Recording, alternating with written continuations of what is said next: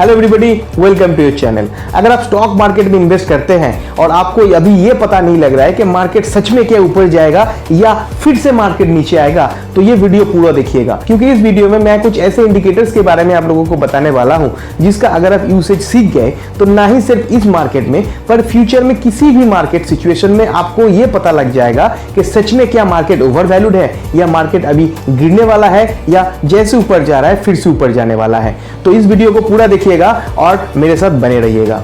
Total investor community अभी दो हिस्सों में बट चुका है। एक का मानना है कि मार्केट जैसे ऊपर जा रहा है फिर से ऊपर जाएगा, और एक का मानना है कि मार्केट अभी भी ओवर वैल्यूड हो चुका है, अभी नीचे जाने का टाइम है। तो इस टाइम में अपना पूरा स्टॉक निकाल के चुपचाप बैठे रहिए, क्योंकि मार्केट फिर से नीचे आने वाला है। और किसी का तो मानना यह भी है कि ऑलरेडी मार्केट रिसेशन में है और भी डीप रिसेशन में जाने वाला है। यह पता लगाने के लिए कि मार्केट सच में नीचे जाने वाला है या ऊपर फिर से छलांग मारने वाला है, चलिए कुछ इंडिकेटर्स के बारे में बात करते हैं। इस वीडियो में मैं यूएस और इंडिया दोनों का कुछ कंपैरिजन रखूंगा। यूएस मार्केट में इसलिए कंसीडर करता हूं क्योंकि ये दुनिया का सबसे बड़ा मार्केट है। 20 ट्रिलियन यूएस डॉलर का मार्केट यूएस मार्केट माना जाता है। अगर यूएस मार्केट में कुछ उल्टा सीधा होता है, अगर यूएस मार्केट में कुछ गिरावट आता है, उसका इफेक्ट पूरे वर्ल्ड इकोनॉमी में आने वाला है। अगर वर्ल्ड इकोनॉमी में इसका इफेक्ट आता है तो कोई भी ऐसा कंट्री नहीं होगा, including our own country India, जिसके स्टॉक मार्केट में उसका इफेक्ट ना दिखा जाए। तो पहले हम लोग यूएस के बारे में बात करेंगे और साथ ही साथ इंडिया के स्टॉक मार्केट में मोर और लेस सेम पैरामीटर्स के अकॉर्डिंगली क्या बिहेव करता है हमारे मार्केट, ये हम देखेंगे। तो चलिए कोई भी टाइम वेस्ट किए स्टार्ट करते हैं।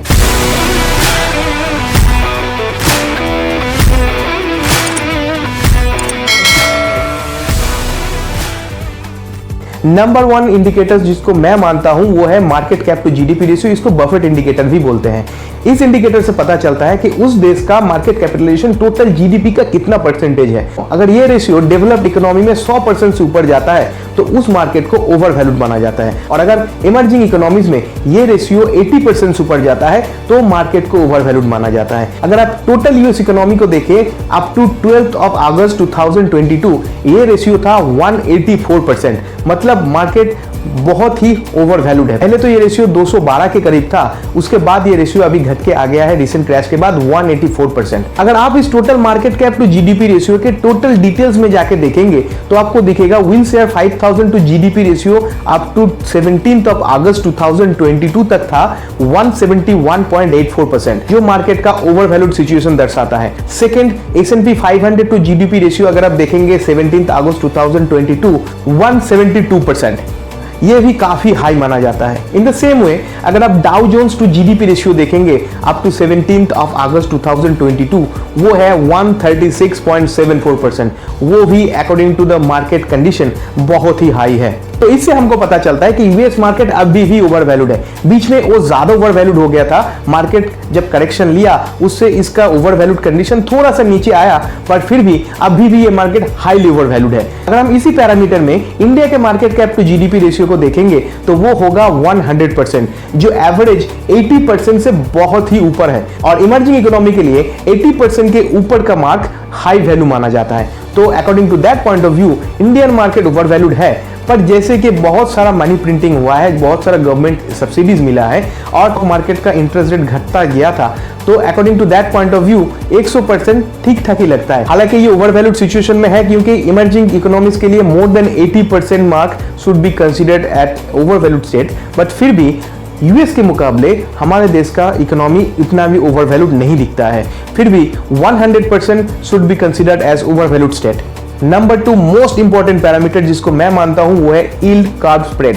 यील्ड कर्व क्या है, कैसे काम करता है, इसके लिए मैंने एक अलग से वीडियो बनाया है। अगर आप चाहे तो आई बटन में क्लिक करके वो वीडियो देख सकते हैं। हिस्टोरिकली देखा गया है कि जब भी ये यील्ड कर्व इन्वर्टेडली स्लोप होता है उसके कुछ दिन बाद ही मार्केट में रिसेशन स्टार्ट हो जाता है। इस चार्ट में जो आपको ब्लैक शैडो दिख रहा है ये रिसेशन को दर्शाता है, और जब भी ये यील्ड कर्व इन्वर्टेडली स्लोप हुआ है उसके कुछ दिन बाद ही मार्केट में रिसेशन आया है। और ये यील्ड कर्व इन्वर्टेडली स्लोप होते होते जब भी नेगेटिव जोन में गया है उसके बाद ही रिसेशन एकदम कंफर्मली आया है। अभी भी आपको दिख रहा है कि ये यील्ड कर्व नेगेटिवली स्लोप होते होते अभी भी नेगेटिव जोन में गया है। इसका मतलब है हो सकता है कि कुछ महीने के बाद हम लोगों को फिर से एक रिसेशन देखने को मिल सकता है। तो हम ये पकड़ के चल सकते हैं कि मार्केट में हो सकता है कि रिसेशन फिर से एक बार आए। अभी हम 3 नंबर रेशियो के बारे में बात करेंगे जो है प्राइस टू अर्निंग रेशियो। इस प्राइस टू अर्निंग रेशियो से हमको यह पता लगता है कि ₹1 कमाने के लिए इन्वेस्टर्स कितना पैसा देने के लिए तैयार है। अभी ये प्राइस टू अर्निंग रेशियो जितना ज्यादा होगा उसका मतलब है वो मार्केट में इन्वेस्टर्स 1 रुपए कमाने के लिए उतना पैसा देने के लिए तैयार है। जितना ज्यादा हाई रेशियो होगा उतना ज्यादा मार्केट ओवर वैल्यूड माना जाएगा। अभी इंडियन मार्केट निफ्टी में ये प्राइस टू अर्निंग रेशियो है 21.42%। मतलब 1 रुपए कमाने के लिए इन्वेस्टर्स 21 रुपए 42 पैसा पेमेंट करने के लिए तैयार है, जो एवरेज पी रेशियो से थोड़ा बहुत हाई है। अगर आप इसी पैरामीटर में यूएस मार्केट को आप स्टेप बाय स्टेप देखेंगे तो डाउ जोन्स का पी रेशियो अभी के दौरान है 19.96%, S&P 500 का पी रेशियो है 22.75% और नैस्डैक का पी रेशियो है 27.36%, जो थोड़ा सा हाई है। इसका मतलब है कि यूएस मार्केट में जितना भी टेक स्टॉक्स है उन सब का price to earning ratio high है और वो सभी स्टॉक्स थोड़ा बहुत हाई वैल्यूएशन में अभी के दौरान ट्रेड कर रहा है। So as per normal P ratio is concern, हम लोगों का मार्केट और यूएस मार्केट दोनों ही इतना भी हाई वैल्यू में नहीं है। नंबर 4 रेशियो जिसको ऑब्वियसली कंसीडर करना चाहिए मार्केट के वैल्यूएशन को देखने के लिए वो है सीलर पी रेशियो और CAPE ratio. Normal P ratio से इस रेशियो का डिफरेंस सिर्फ यही है कि ये 10 साल में टोटल एवरेज इन्फ्लेशन को कंसीडर करता है, जो नॉर्मल पी रेशियो में कंसीडर नहीं होता है। सो ये रेशियो क्योंकि इन्फ्लेशन को कंसीडर करता है तो आपको ये रेशियो फेयर डिसीजन लेने में बहुत ज्यादा हेल्प कर सकता है कंपेयर टू पी रेशियो। अगर इस सीलर पी रेशियो को आप कंसीडर करेंगे तो इंडिया का सीलर पी रेशियो है 38.67% और यूएस का सीलर पी रेशियो है 32.07%। As far as the Shiller P ratio is concern, हम लोगों का मार्केट और यूएस मार्केट दोनों ही ओवर वैल्यूड कंडीशन में है, क्योंकि सीलर पी रेशियो का हाईएस्ट एवर रीडिंग लिया गया था 44, जो था 1999 टेक बबल के टाइम पे। तो as per this ratio is concern, हम लोगों का मार्केट और US market both are in high value condition. Number 5 parameter जो हम लोगों को कंसीडर करना चाहिए वो है interest rates and balance sheet of the central banks. अभी इस चार्ट में आप लोगों को ये दिख रहा होगा कि जब भी यूएस फेड ने अपना रेट ऑफ इंटरेस्ट बढ़ाया है तब भी मार्केट में थोड़ी दिनों के बाद रिसेशन आया है, क्योंकि हमेशा से ही इंटरेस्ट रेट और मार्केट का इन्वर्टेड रिलेशन माना गया है। जब भी इंटरेस्ट बढ़ता है मार्केट तब गिरता है और जब भी इंटरेस्ट घटता है मार्केट तब बढ़ता है, क्योंकि flow of money rate of interest कम हो जाने की वजह से ज्यादा होता है और लोग ज्यादा पैसा उधार लेके या मार्जिन मनी में लेके स्टॉक्स बाई करते हैं। क्योंकि स्टॉक का बाइंग बढ़ जाता है तो स्टॉक का डिमांड भी मार्केट में बढ़ता है और स्टॉक का प्राइस भी बढ़ने लगता है। इन्वर्टेडली जब ये इंटरेस्ट रेट बढ़ जाता है तब लोग अपना स्टॉक को डंप करके अपना डेट से छुटकारा पाते हैं और तब भी ये सेलिंग प्रेशर बढ़ जाता है और मार्केट गिरने लगता है। तो जब भी central banks massively rate of interest बढ़ाया है तब भी मार्केट में क्रैश आया है, तब भी मार्केट में रिसेशन आया है। और अगर प्रेजेंट सिचुएशन आप देखेंगे तो आपको दिखेगा कि यूएस में यही रेट ऑफ इंटरेस्ट फिर से बढ़ने लगा है, क्योंकि पूरे विश्व में जब कोरोना आया था तब इंडिया और यूएस ये दोनों देशों में भी इसका इफेक्ट हुआ था और दोनों देशों के गवर्नमेंट ने अपना रेट ऑफ इंटरेस्ट बहुत ज्यादा घटा दिया था और मार्केट में कैपिटल का फ्लो बढ़ा दिया था ताकि ये मार्केट सर्वाइव कर सके और लोगों को रोजगार मिल सके। तो इसी दौरान जब मार्केट धीरे धीरे रिकवर कर रहा है, जब अनएम्प्लॉयमेंट रेट धीरे धीरे दोनों ही देशों में घट रहा है, तब ये दोनों देशों के गवर्नमेंट अपने इन्फ्लेशन को कंट्रोल करने के लिए अपना रेट ऑफ इंटरेस्ट फिर से बढ़ाने लगा है। और जब भी इंटरेस्ट रेट बढ़ता है तब भी मार्केट में क्रैश आना स्टार्ट होता है, क्योंकि तब भी मार्केट धीरे धीरे एक्सपेंसिव हो जाता है और फ्लो ऑफ मनी और अवेलेबिलिटी ऑफ मनी धीरे धीरे घटता है। तो इसके दौरान ही हम लोग ये एक्सपेक्ट कर सकते हैं कि जैसे यूएस फेड ने अपना रेट ऑफ इंटरेस्ट बढ़ाना स्टार्ट किया है और रिसेंट यूएस फेड चेयरमैन का यह मानना है कि अगर रिसेशन आए तो आए, पर हम लोग इन्फ्लेशन को कंट्रोल करने के लिए अपना रेट ऑफ इंटरेस्ट अगर बढ़ाना पड़े तो बढ़ाएंगे। तो ऐसे स्टेटमेंट से मार्केट में थोड़ा सा सेकिनेस आता है और मार्केट फिर से करेक्शन मोड की तरफ जा सकता है। तो as far as the interest rate is concern, market में फिर से एक बार करेक्शन आने का बहुत ज्यादा चांसेस है। और अभी के दौरान यूएस में ये रेट ऑफ इंटरेस्ट है 2.5% और इंडिया में यही रेट है 5.4%। अभी 6 नंबर पॉइंट को डिस्कस करना बाकी है जो है मार्जिन डेट। अब ये मार्जिन डेट है क्या?